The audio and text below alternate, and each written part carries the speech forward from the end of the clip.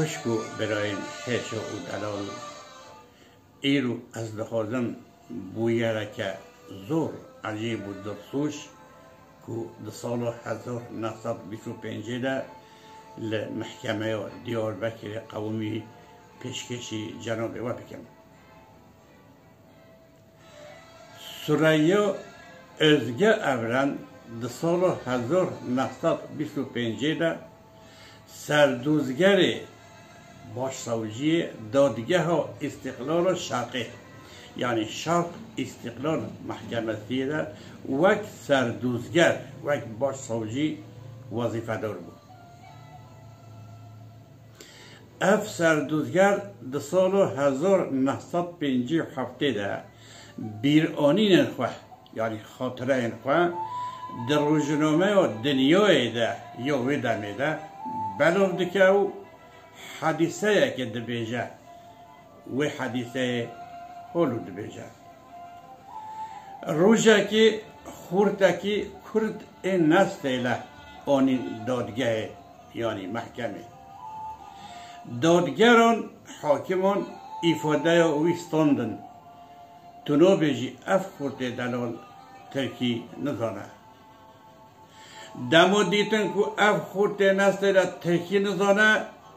دادگر یعنی حاکم دنابر خود آخوینو پاشجی بریار یعنی قرار دان که وی خورتی اعدام بکن بناسیا آنگو گرکچه یا دادگاه حتی تو بیجی عجیب و دهشت بود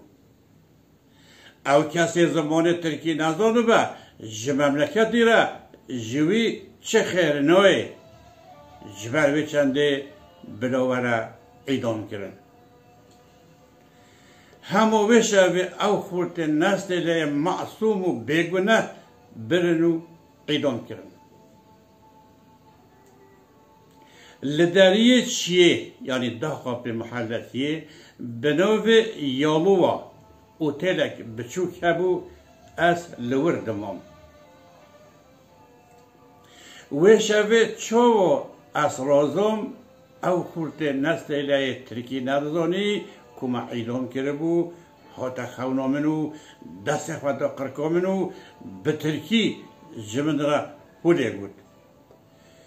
شما تهلا من اعدام بکن و از تهدید کردن حتی صبح افحاد 3 جاران دوباره کرد یعنی 3 جاران خود خونامنو جمن را عینی تشت بود وقت دینون لمن هاته بود دما بو صبح از چون دادگه و من جدادگرین حوال خواه حالو بود برانو اگر ام ین ترکی نزدانو بن اعدام بکن لازمه ام همو دیار بکریان اعدام بکن حتی دفعه ام اهل شرقی یعنی کردان همویان اعدام بکن حالا ام هاتنه تاوانباران یعنی سوشلیان جزا بکن او تشتا دخونه دم هاتی سر من جوان را بود مظهر مفید و دادگرندن جمن را حالو بودن تو خواه تولگه افکار ماه من جگو از دوزگرم و ما قبول نکرد دنابرا مده مناقشه چه بو حتانی شر دفکیجی چه بو پاشه من جی و وانجی اف بویر بشفره شاند انقره پشتی هفته که جه سروک وزیر اسمت اینو بروسکک یعنی تلغرافک جمن را هاتو ده بروسکه ده هالو دو بود جبوی احمد ثریا بک